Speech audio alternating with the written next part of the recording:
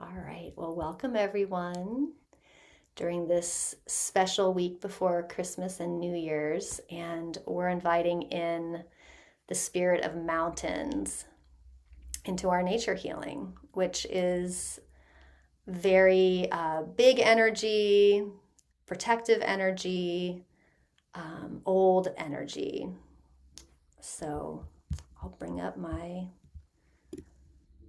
PowerPoint. Hopefully, you can all see that. Okay, thumbs up. So, I've had a few um, just beautiful mountain encounters in the last couple months, and I felt like it was time for us to connect again in with this powerful consciousness field of our mountains. So, there's going to be information in this presentation, but really, the pictures are the star of the show. As I was telling Gary earlier, mountains are so photogenic. They're just beautiful. They make all of us professional photographers when we take pictures of them. So, yeah, just enjoy the magnificence and the beauty that all these pictures show us today. So, we'll drop in with our Mingjue 8-verse field setting first. And we do this in part to meet the mountains with honor, respect, and with reciprocity. So we're bringing our mountain friends our very best energy field.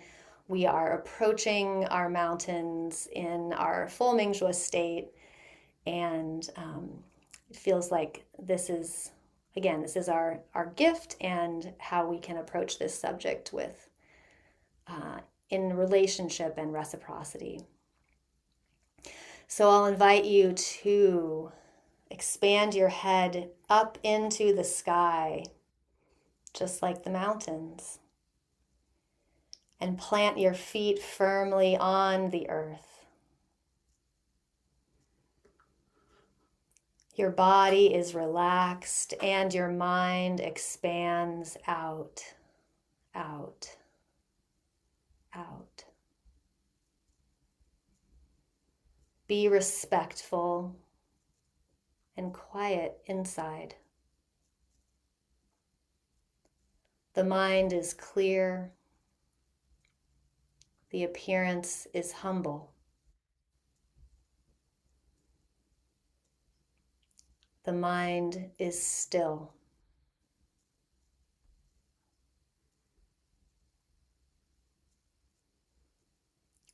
The mind expands out to the vast void.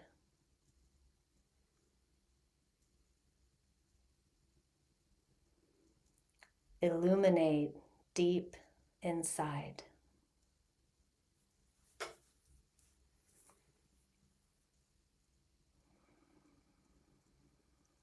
The whole body is harmonized with chi. We are harmonized with chi.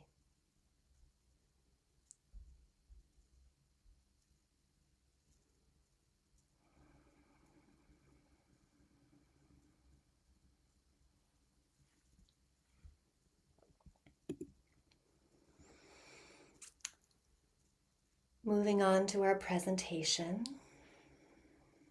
Here is Mount Lassen.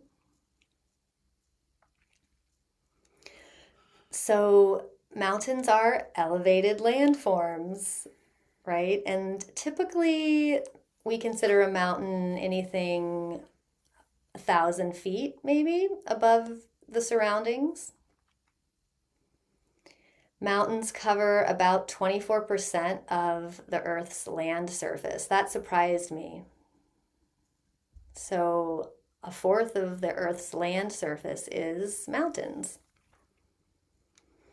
And of course, mountains are shaped by enormous forces, and these forces act over millions of years. So, mountains are used to huge forcings and also long time frames.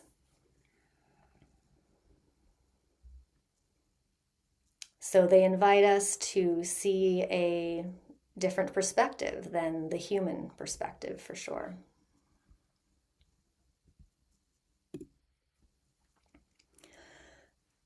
There are two primary formation processes for mountains. So there's orogeny and there's volcanic activity. Orogeny, that's Greek for oros, mountain, and Genesis, creation. So orogeny, I think that's a fun word. That happens when tectonic plates collide. And when they collide, they naturally create mountains where the land is thrust upward. So an example of orogeny created mountains is the Himalayas, which is in this picture. And from this sort of aerial view, you can really see how it's two different plates that are colliding and they're forming this area of vast mountain range. And then there are volcanic mountains that are built through accumulated lava and ash and whatever is erupting from the earth. So those are the two primary ways that mountains are formed. And again, the Himalayas is orogenic or orogenic. I don't know how to say that. And Mount Fuji is an example of a volcanic mountain. A few notable mountains of the world. So Mount Everest is the tallest mountain. And this picture kind of can help give you some scale. The fastest growing mountain is this Nanga Parbat, which is growing at 7 millimeters a year. So that's a very, very fast mountain. Still not a lot, but that's the fastest growing mountain in the Himalayas. The tallest mountain from base to top is actually Mauna Kea in Hawaii. So in this picture, you can kind of see, like, elevation wise, the top of Mauna Kea is 13,000 feet. However, if you measure Mauna Kea from its base at the ocean floor, it's actually 33,000 feet tall. So just a little bit over Everest. And I thought this was interesting. This Mount Chimborazo is actually, the top of that mountain is the furthest from the Earth's center because of the equatorial bulge. So that one's in Ecuador.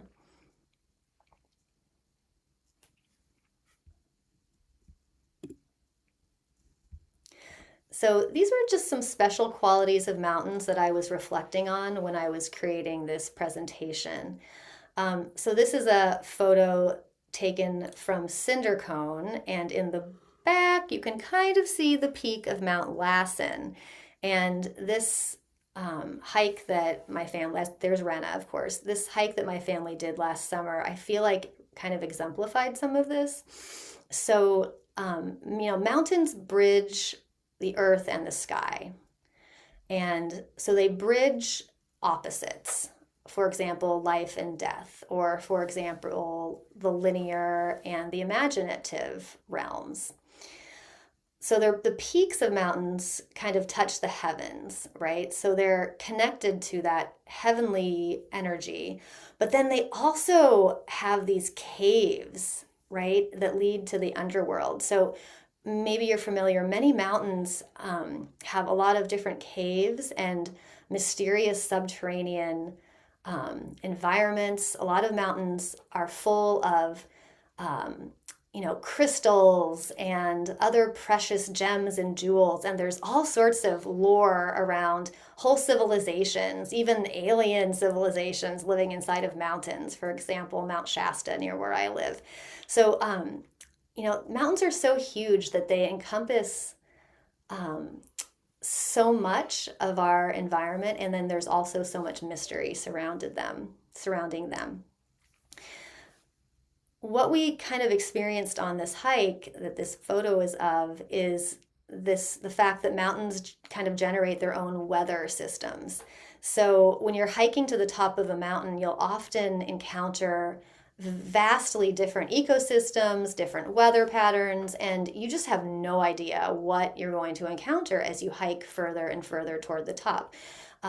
We don't really have good meteorologic information for the ever changing environment of mountains, especially towards the peak of mountains. And what we saw here on this hike was the weather patterns bouncing between the peaks of these two peaks, the Cinder Cone and Mount Lassen, and how the weather pattern almost seemed like a conversation between the mountains. So we were hiking to the top of Cinder Cone, and we could see, you might be able to kind of see in the mountains or in the clouds in the back, we could see this storm, lightning thunderstorm at Mount Lassen in the distance, and we watched the thing come to us at where we were hiking, and then we got to experience the same weather that Mount Lassen was experiencing, and it felt almost like the mountains were talking,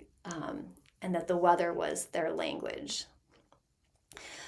Mountains are also known for enlightenment, for soul journeys, right? Like your journey from base to peak of a mountain really changes your consciousness, it changes your perspective.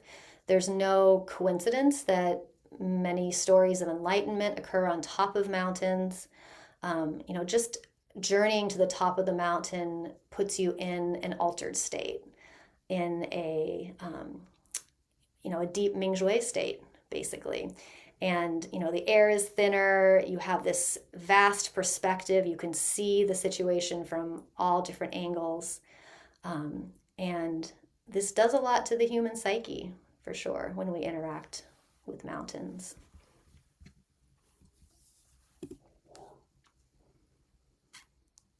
I thought I'd talk a little bit about North American mountain ranges. So, of course, we have the Rockies, which span 3,000 miles. It's really long. I mean, very long mountain spines. We also have the Sierra Nevada, which has Mount Whitney, which is at 14,000 feet. And the Cascade Range, so through Washington, Oregon, and California. And that range is volcanic. So the first two were formed through orogeny, and then the Cascade Range is a volcanic range. And then we have the Appalachian Mountains, which are pictured here. And, you can tell they look so much different from some of the other pictures I've shown, like the peaky Rocky Mountains, for example. And this is because they're really, really old, so over 480 million years old. So maybe at one time they did look like the Rockies, but now they've weathered and eroded and softened, and now this is what they look like. And then there are also vast mountain ranges along the Pacific coastline also. So I got a lot of beautiful pictures from Gary, especially of the Rockies. And I mean, it makes sense. They're just, it's such a charismatic mountain range. And there's a lot of people that live along it. So again, it's the longest mountain range in North America. And there's over 100 separately named ranges. So it's this vast interconnected mountain system. I mean, it just keeps on going and going and going. And we flew over part of the Rockies recently, Ben and I, and it gave me the feeling like it's like I was in a city of mountains. Like instead of a city of people, it was a city of mountains, and each different mountain seemed like a different being, and like it was New York City but for mountains. There's just so many peaks, and it goes on forever and ever and ever. The highest peak of the Rockies is Mount Elbert, which is 14,440 feet, and Colorado has 53 mountain peaks over 14,000 feet. That's crazy. So the Rockies, again, were formed through orogeny 80 to 55 million years ago. And they kind of create the continental divide. So they dictate where the water is going to We flow, right? lost Like, sound. oh, thank you. Can you hear me now? I'm going to stop my video. Can you hear me now? Yes. Yay! Thank you, Elizabeth. Um, Anyhow, I was just saying that the Rockies sort of dictate the continental divide. So, where the water flows, either toward the Pacific Ocean or all the way to the Atlantic and the Gulf. And here's this beautiful picture that Gary shared with us.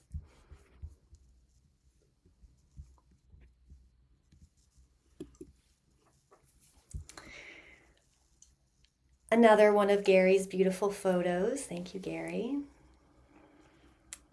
So I thought I'd talk a little bit about the Andean cosmology surrounding mountains, or apus as they call them. And I'm really giving this as an example because I feel like probably indigenous cultures, ancient indigenous cultures throughout the world, likely had similar relationships with their mountains. So the apus are the spirits of the mountain, or the consciousness field of the mountains. And they are interacted with as conscious, powerful, and ancient beings. The apus are seen as protectors of the land and overseers of their territories. And I thought this was fun. It's kind of hierarchical by height. So the taller peaks have greater geographical authority and power. So you might have the shorter mountain right near where you live, and that mountain has its influence, and you have your personal relationship with that mountain. But then maybe the greater mountain, a little further away from where you are, also is influencing and you and looking out for you and protecting you. And all of the different mountains or apus have distinct personalities, preferences, moods, and specialties. So some mountains are better for healing, others protection, some bless prosperity, etc.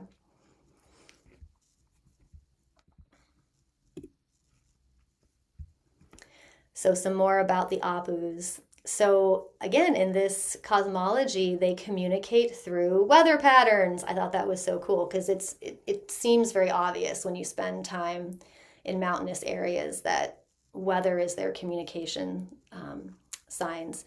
They also communicate through dreams and other signs in the landscape.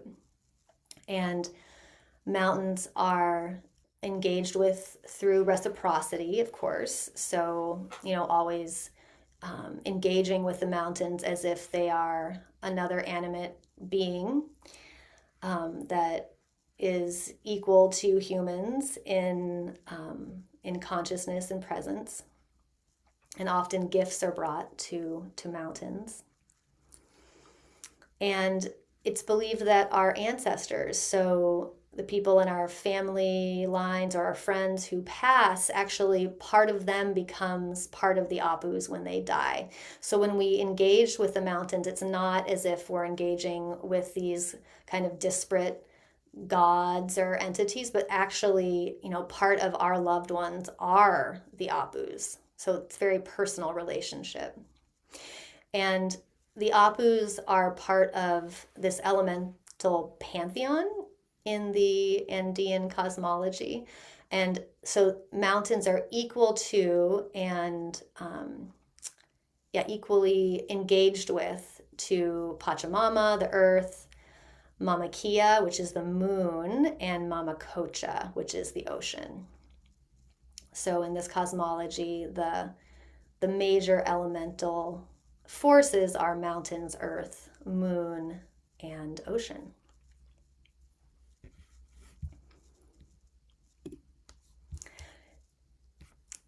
So lastly, I wanted to share kind of a playful exercise and kind of share how it touched my life today. So Stephanie has mentioned to me several times this concept of nature parents. So this is kind of a fun activity that I'm inviting you all to do. So the tradition is wherever you were born, the mountain or, hill, the peak and the body of water closest to wherever you were born, they are your nature parents. So the mountain and either a river or a lake or ocean or whatever it is that are closest to where you're born are your nature parents. And in this idea, in this way, these parents, they kind of sponsor you in your spiritual journey and quest and staying on your life path. They help you work with other elemental energies, and they help you navigate between realms, or I could say they would help you with your Qigong practice. So you can go onto Google Earth and check out kind of what mountains and rivers or lakes were closest to wherever you were born. I actually went onto Google Earth, and then I double checked using AI to kind of really figure out as the crow flies what was closest to where I was born. And then when you figure that out, you can visit these places either physically or just in your imagination. You can make them offerings, again, either physically or in your imagination, right? Bringing your Mingjue or pure consciousness practice to them in the imaginal realm is an offering, of course. And just feel into which one seems to be claiming you. And then you can claim them back, right? You can claim these mountains and water bodies as your official nature parents. And I'll just share the anecdote from today. So I've known about this practice. I kind of half did it and thought maybe this one mountain was my nature parent near me. But today I got more exact, and I really figured out as the crow flies where the closest peak to where I was born is. And it's not far from where I live now. It's Taylor Mountain. And then I had this huge aha moment because I realized that this mountain has been speaking to me a lot throughout the last few years, and in particular during the challenges in my life. And this is how it was speaking to me. So this photo, long story short, this photo is my daughter and I on Taylor Mountain, and this was when she was about 3, so about 10 years ago. And we were photographed by the local newspaper, and the photograph initially was part of kind of a human interest story. And then we sort of forgot about it. Well, March 2020, I was in the grocery store, and let's just say March 2020, I was having a hard time, okay? It was the first time I'd gone into the grocery store with a mask on. It was a few days before the shutdown. I had recently gotten a very scary health diagnosis. It was not a good time. And I looked at the magazine stand and I saw this. And I did this double take because I'm like, wait, hold on. That's me and my daughter. And at the time, I don't know. I mean, I bought the magazine. I walked out and I was like, what does this mean? I don't even know. But anyway, it's nice. But today I realized, look at this. It's my daughter and I. It's on Taylor Mountain. And it's saying awaken spring. And it's telling me that I'm going to have hikes and apparently wines and recipes and concerts. Maybe the concerts didn't happen because, COVID and stuff. But anyway, I realized that was my nature parents, my nature mountain coming to tell me it was going to be okay. And it was. So, and I actually, long story short, this picture continues to show up in the newspaper at different times. And it's actually shown up 3 times, and I've tracked it, and I get it now. I think it has to do with my nature parent. So thank you for letting me tell my anecdote. So let me know. Check out your nature parents and let us know who they are. Okay. This is the part of the presentation where we get to gaze upon beautiful mountains. So this is Mount Diablo, and I took this photo and it looks like it's floating on clouds.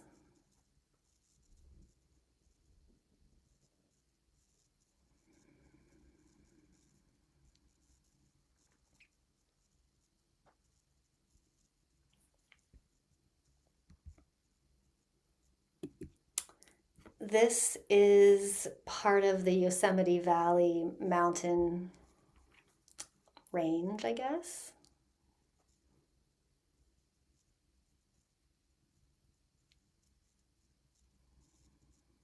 Tall, strong granite peaks, beloved by rock climbers.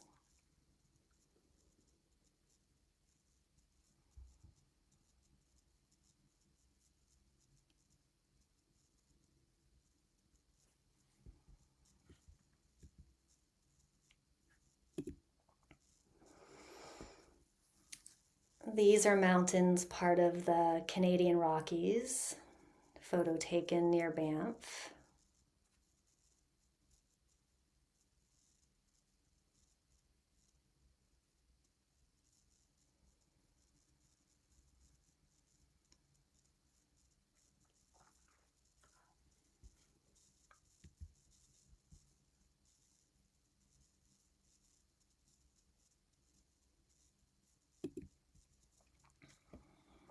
Mountain and lake. There's nothing like a photo with a mountain and a lake. And this is also near Banff, Lake Louise.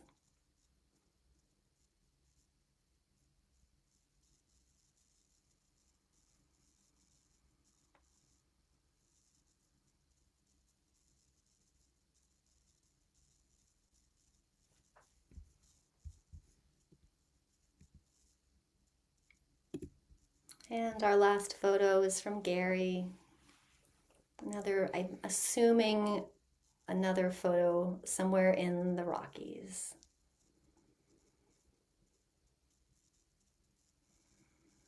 We can imagine ourselves soaring,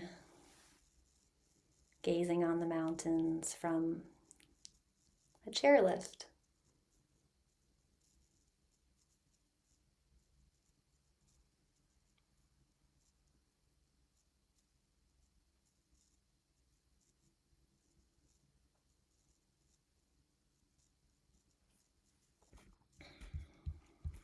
And that's the presentation for today. Thank you, everyone. Hopefully I'll be able to talk and you can hear me now. I wonder if you have anything to share about mountains, Gary, since, I can tell that you have a deep relationship with them. And thanks for all the photos. You're welcome. Yeah, Karen and I both have a real affinity for mountains.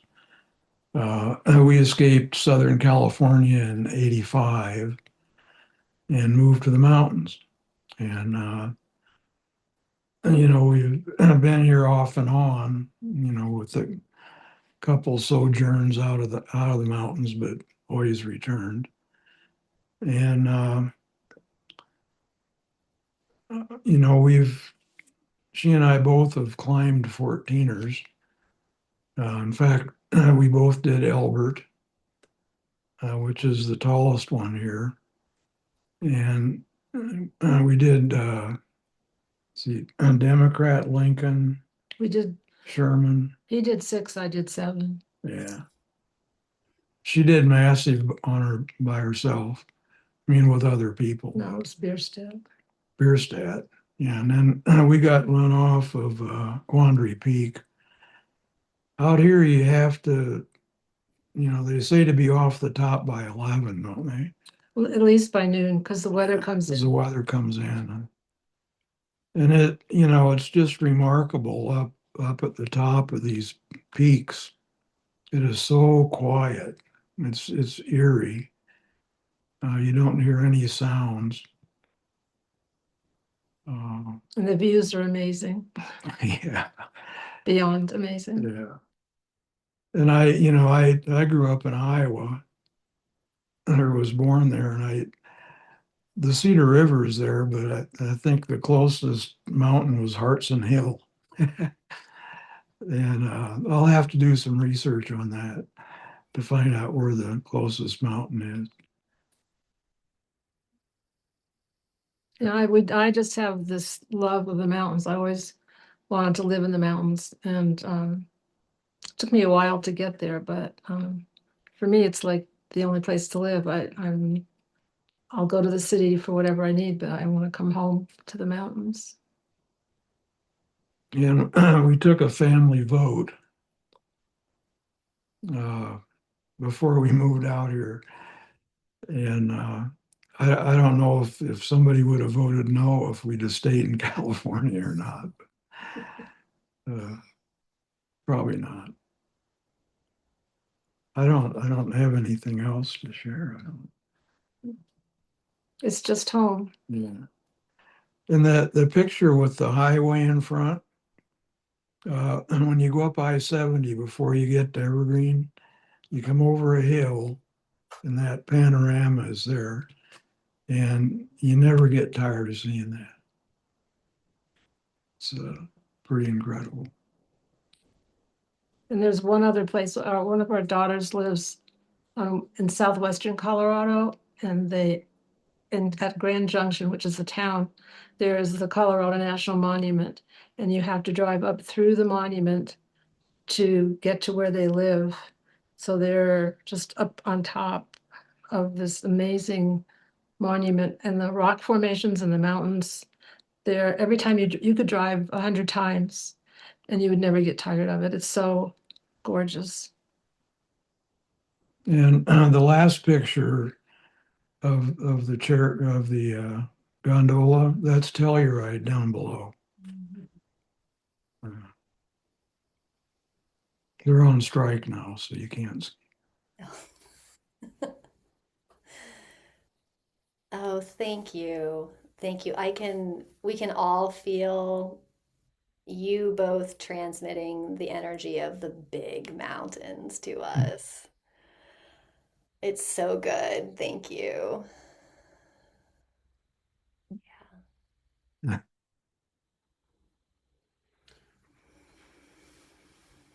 Hala. Hala.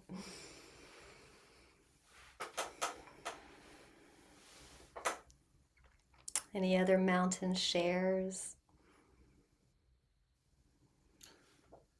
Well, I grew up in a place that was very flat in the Chicago suburbs, and so for me, mountains were always like the place I wanted to be and the place that I imagined. So like, because you can see them from so far away as you're driving out. I mean, we would drive, a 16-hour day to drive to the Rockies. That was like my favorite childhood memories, and I was always just like very.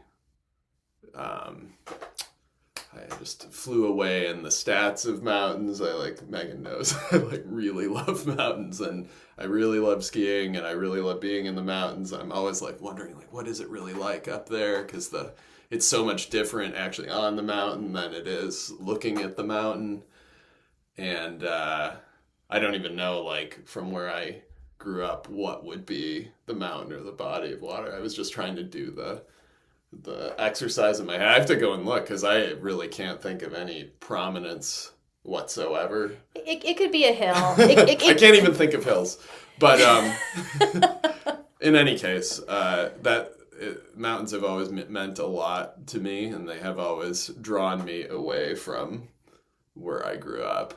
And particularly, I would say two mountains have always captured my imagination. One is Denali in Alaska, which I think if you added a stat, I think it's has the most prominence from base to height as a land mountain. It's I think it's 18,000 feet or something from base to height. And then the other one is Rainier.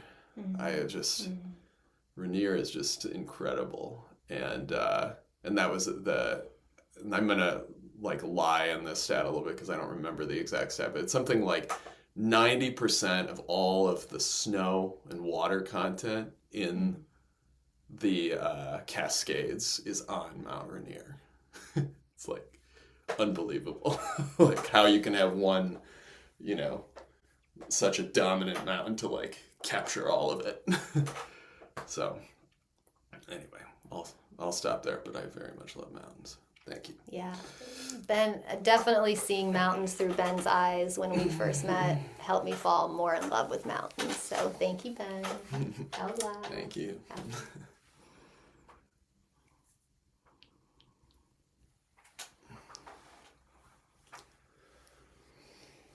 I'll give a shout out to my uncle. My uncle, I call him Uncle William, but I learned later in life he was nicknamed Bill the Beast because he summited Denali back when I was a little girl. Because we lived in Anchorage, so he and three of his friends, they all stayed with us and they used our front yard to lay out all their climbing gear. And I was little, I don't know, probably 5, 6, and I was like, oh my goodness, what are they doing? And they had all this stuff. And then they went and he summited. It was 4 guys, and 2 of them summited, and 2 of them didn't end up quite reaching the summit. But yeah, I learned from one of the guys that he climbed with much later in my life that he was Bill the Beast. Uncle William never calls himself Bill the Beast to us, but yeah, he's Bill the Beast. Among his friends, yeah. Yeah, among Bill his speaks. friends. Yeah, so yeah, and I remember seeing the photo. We had it on our, in our stairwell, and it was him up there with his buddy. I don't know, it was a big deal. Yeah, But made it. yeah, they made it, so it's pretty significant. I grew up with mountains, so it's super different from what you described, Ben. Like I took them a little bit for granted. I'm like, well, these mountains are my cradle, like just being surrounded by them and seeing I don't know, they've been part of my experience. And when I started living in places that don't quite have mountains, they're still there for me. I'll see these cloud banks, and you probably know this about mountains. Behind cloud banks are often mountains, at least when I was growing up. So I was like, sometimes I can see the mountains, sometimes I can't. So I realized this some years ago. If I look at a cloud bank, I just have this feeling like it has mountains behind it, even though it probably doesn't. I hear. Yeah, but it feels like it. I have this feeling of mountains behind any cloud bank. So I don't know, it reminds me of that parentage that you're talking about. The mountains, it doesn't really matter where I am. I don't know, it's like they're just there. When we were on our trip to Spain and we were walking across the Camino de Santiago, we stayed with a woman who is well, she was from like a Gaelic culture in Spain. Because there's Galicia in Spain, and so there's a strong Gaelic like cultural impact or presence there. And anyways, she was describing mountains and how she felt about mountains to this woman.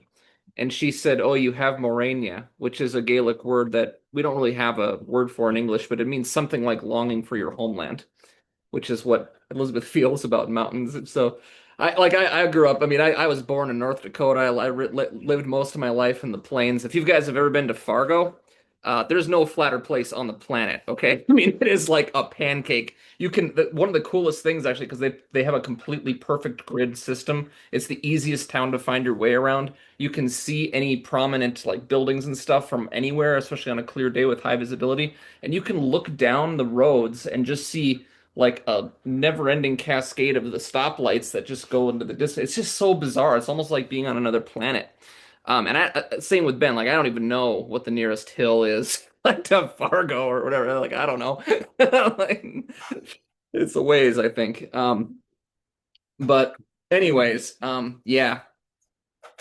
I guess like what I think. What is my affinity? I really liked when I was a kid. We would go on a vacation out to Western North Dakota with the border with Montana. There would be this national park there called Theodore Roosevelt National Park. Almost nobody knows about it, but it's a phenomenally underrated park, and it's almost always empty, which is awesome. Um, and that's actually got a little bit more of the western feel, but not really any mountains. More like buttes, buttes, bluffs, plateaus, things of that nature. Kind of looks like the old west. But anyway, yeah, what a great presentation. It was so fantastic, and Yeah. Sounds like Ben has a bit of mania for mountains somehow, even though he didn't grow up there. It's like No, but it that. like drove my entire life. Like I was like, I must leave here and go where they are. So like I don't know like how my life would have been if I had not longed for mountains so much. So Right. I was never gonna stay. I knew that. Yeah. Hola. Yeah. Thank you. Oh. Are you gonna attend? Welcome, Thank Robin. you. We just touched down in Seattle after 42 hours. 42 hours of Shouting. travel. You're shouting. Welcome, welcome. Oh Whoa. my goodness. Am I right on? Wow. Oh my goodness. So good to see you all. So good to see Yeah. We've you. been holding you this last few weeks. My goodness, and mountains. There we go. Now I have sound. Welcome are back you to the all? States. Welcome back to the States, Robin and Craig. Oh my Thank goodness. you. Thank you. I just was looking at email. It's like, oh my goodness, there's 15 minutes of thanks for viewing left. Anyway, it's wonderful to see you all. We're just pulling into the terminal. So. Awesome. See Bringing you all. mountain energy into the airport. Cool. See you all soon. Thank you. Bye, everybody. Bye.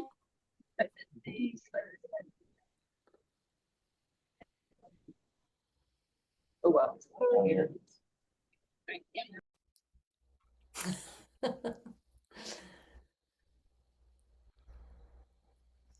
Suan. Yeah, so when you were talking about the parenting aspect of the water and the mountains, I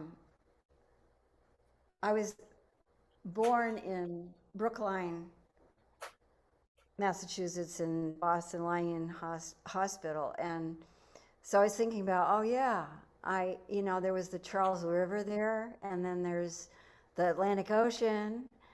And then I thought about mountains, and and the first thing that came in my head was Bunker Hill. Might be. So, but shortly after I was born, a few months after, they went back to Vermont, which is where they had married there, and I was born a year later. But my dad was sent to Boston to MIT for more engineering training by the Fellows Gearshaper, where he was working in Springfield, Vermont. So really, I feel like one of my parent mountains is a volcano, an extinct volcano. Mount Scottney in Vermont is actually an extinct volcano. And we lived not far from, I could walk up the hill and to the reservoir, which was built by the Army Corps of Engineers in the 50s, or in the 40s, I guess. And so there was a flood plain down there, and then just beyond the floodplain, you could see Mount Scottney. And it was my go-to place when I needed time out, when I was, just processing, or mostly when I was a teenager in those years, and I needed to be someplace in nature close to that mountain. And I skied that mountain, but it was very, very rocky. And those were the days when, there wasn't a lot of man-made snow. So you skied there when there was snow, and you didn't ski there when there wasn't, because you wouldn't have any bottoms on your skis anymore. So, so I grew up in the Green Mountains, and I really do feel an affinity for them. And I think that's why I have my Chinese herbalist is in Bennington, Vermont, and I drive 2.5 hours each way, and I get to be in my homeland in the mountains again every 3 weeks. So anyhow, yeah, I have a love affair with mountains in terms of skiing and climbing and just, being surrounded by the green, all the greenery. It's really nourishing. So some of my memories of the mountains of Vermont. Thank you, Swan. Howla. Howla to Mount Scutney and the Green Mountains. Yeah, it feels like they are also your healers. So you're going to visit the mountains and your acupuncture practitioner together. Yep. Yeah, and you bring up a good point. It's super easy to have a grand romantic love affair with a mountain. So easy.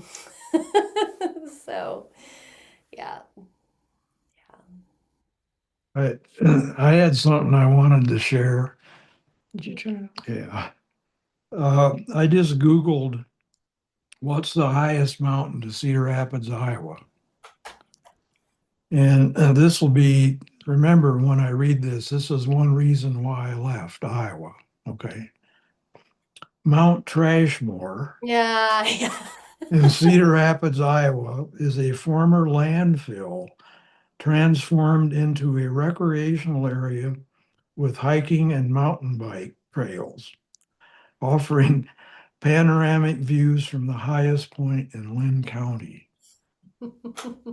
I mean, that's right here. I Googled it. Unbelievable. I think we had a Mount Trashmore near Chicago too. Yeah, they had a small ski area on it. It was called Wilmot. It was like right on the border, like by Lake Geneva, Yeah. Wisconsin. Yeah. 200 feet. It was like 203. Yeah, it was like you could get like a 200-foot ski hill or something like that. Well, howla to the Mount Trashmores of the world. Yeah. Howla. That wasn't, I didn't include that as far as how mountains can be formed, orogeny, volcanic activity, Right. landfill, but, howla. And, I mean, as far as our nature parents go, if you grew up in a flat area, well, number one, your nature water should be more obvious.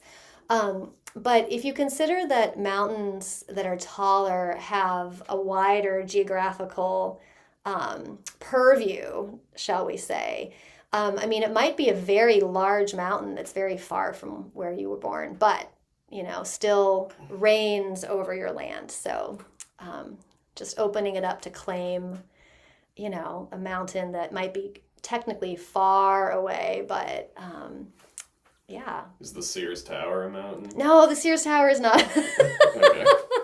Or whatever they call it. Right, yeah. Yeah, awesome. Thank you. No, it's good. It's good.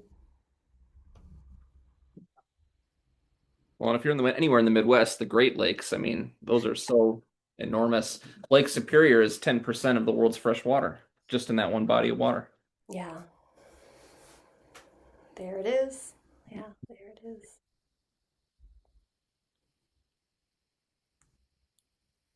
So as we are nearing the New Year's as far as our calendar year goes, I'll just invite to think of intentions that could really use mountain energy infused with them.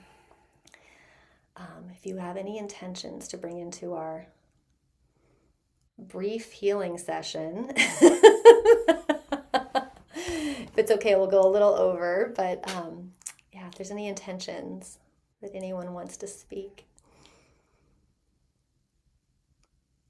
I would like to, this is not an intention, it is a couple of people. I want to add Alex's brother, Patrick, and his friend, Colin, who recently passed, and all of Colin's loved ones. Just the intention being just healing and,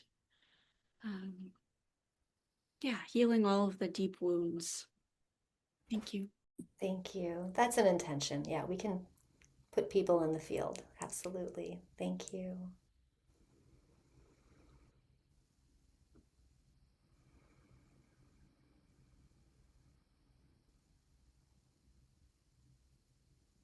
I'll put all of our families, our human families and our nature families, into the field. All of those presences that support us, cheer us on, and guide us.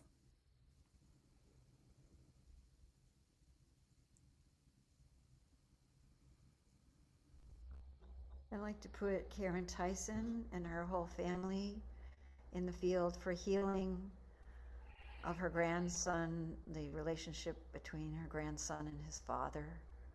He's only 6, and for the mother and the sister and the new baby brother, that all is healed and beautiful.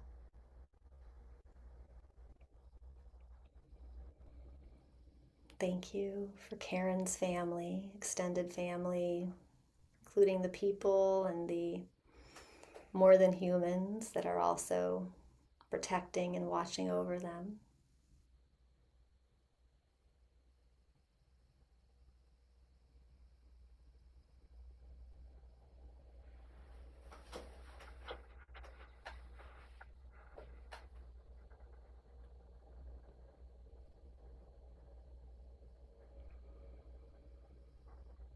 Holding all these intentions and all the ones not yet spoken in our healing field.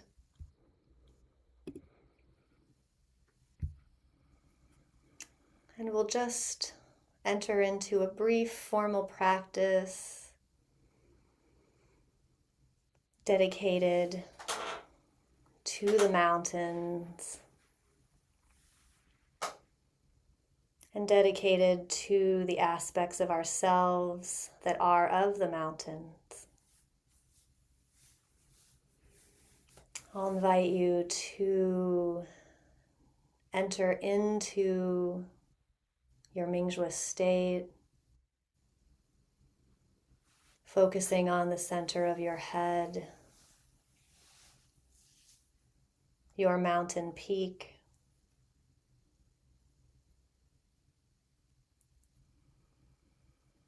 And allow your observer awareness to move through your head, that higher perspective moving through the head, through the chest,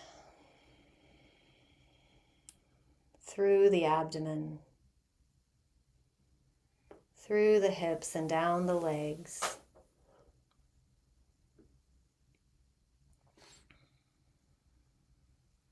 Bringing our Mingjue presence to our entire bodies.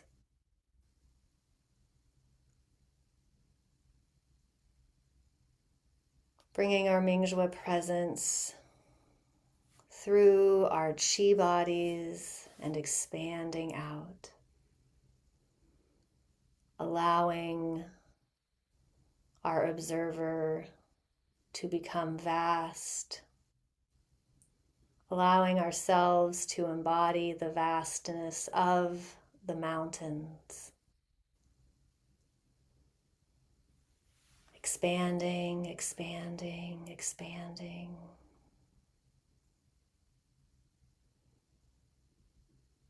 Merging with the Mingjue entirety field. Merging with all the elders and the sages. Merging with the apus of the mountains. Merging with all of our teachers. All of the healers. Allowing us to expand out, merging with the entire universe. Our Mingjue consciousness merging with all of the universe, with the Huanyan Qi entirety.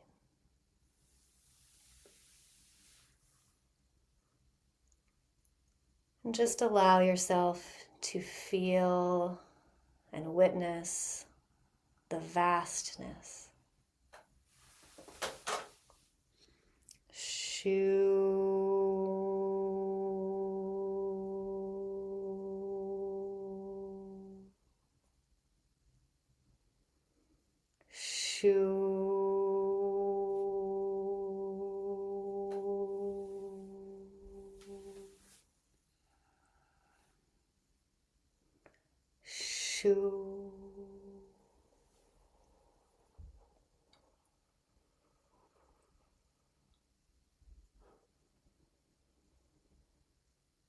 Experiencing the emptiness.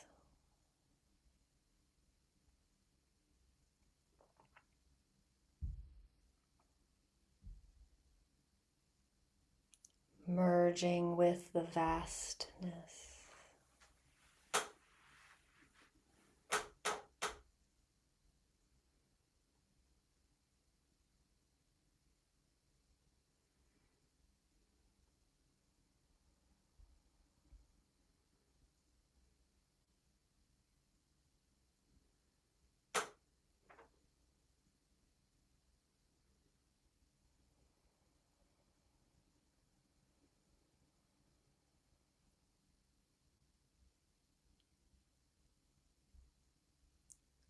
We are Mingjue love.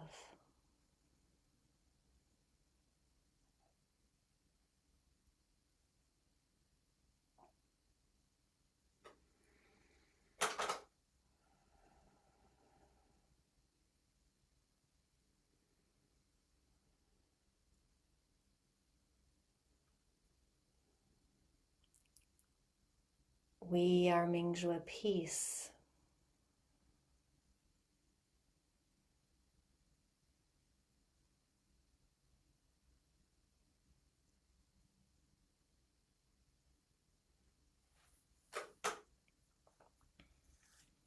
We are Mingjue happiness.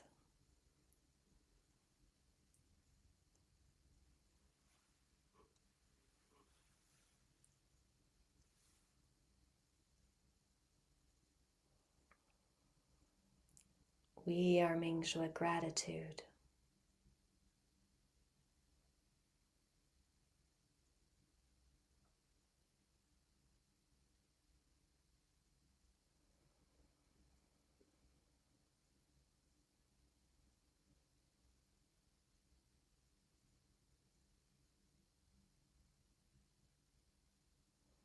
And for a moment, allow yourself to experience the emptiness,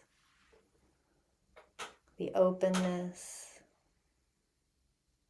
and the silence of the mountain top.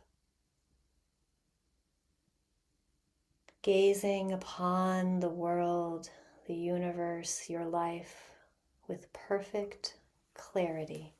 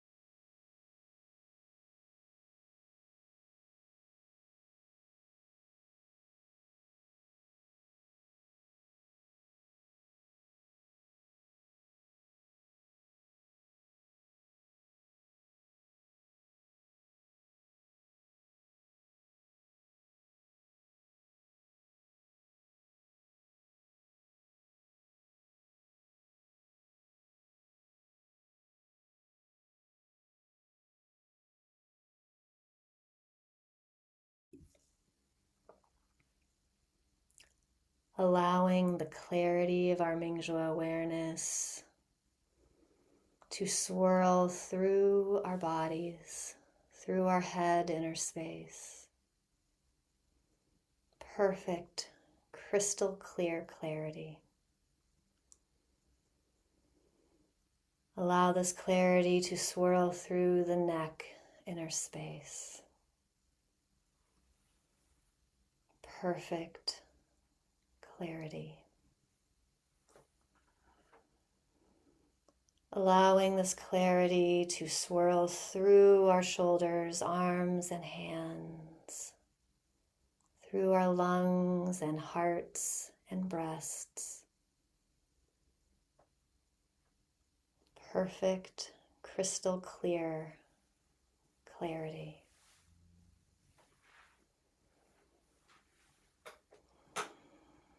Breathing this clarity deeper and deeper into our bodies, through our solar plexus, through our organ systems, pancreas, liver, gallbladder, spleen, kidneys, intestines, stomach, bladder,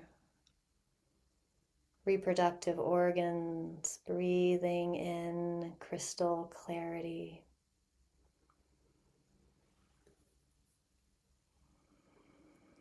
Allowing this clarity to flow down through our pelvis, through our legs. This clarity coming deep into our bones, thighs, knees, calves, shins, ankles, feet, infused with the peace of this perfect clarity.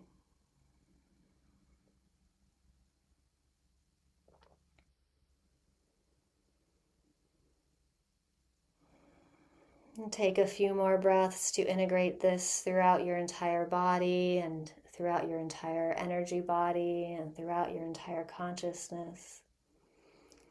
And know that as we leave this nature healing gathering today, we leave with this clarity, and it spreads throughout our homes and our families, throughout our communities, touching everything that we encounter in our worlds.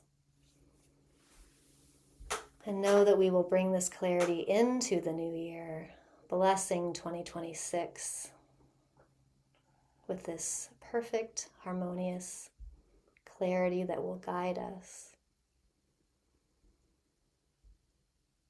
and ensure a beautiful new year. Howla, it is so. And when you're ready, you can gently move around a bit and open your eyes when you're ready.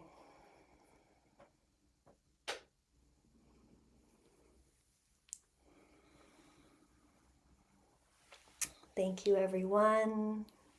Thank you, mountains. Thank you for a beautiful year of nature healing.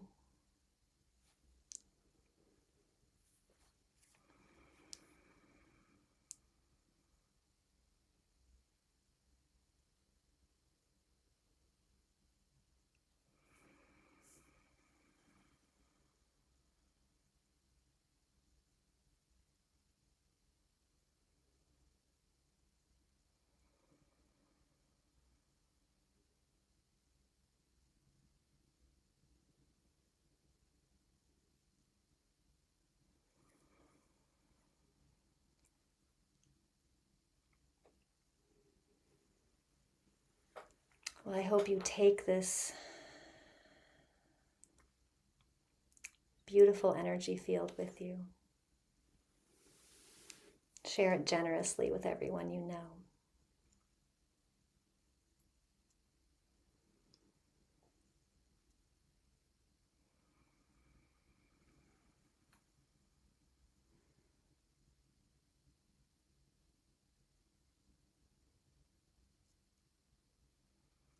Thank you. And Happy New Year, Thank everyone. you. And Happy New Year.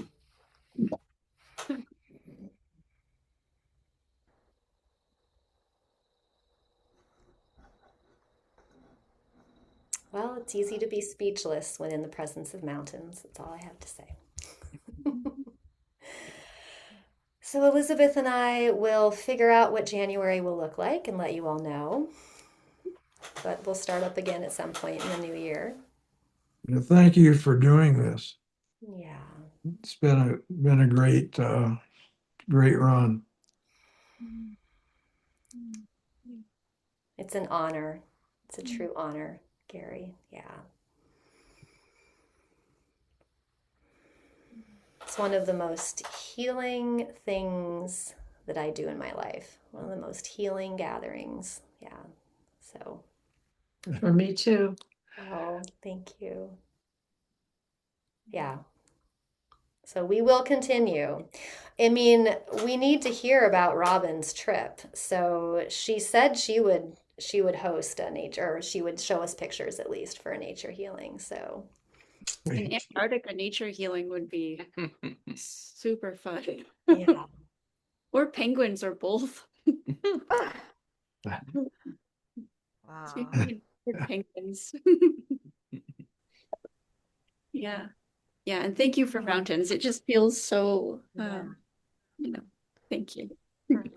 Perfect apex of the conclusion of the year.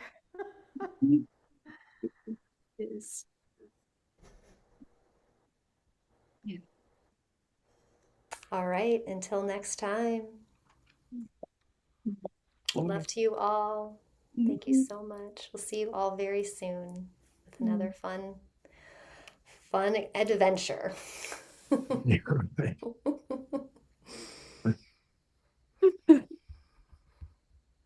Bye. Bye. Happy New Year. Happy New Year. Bye.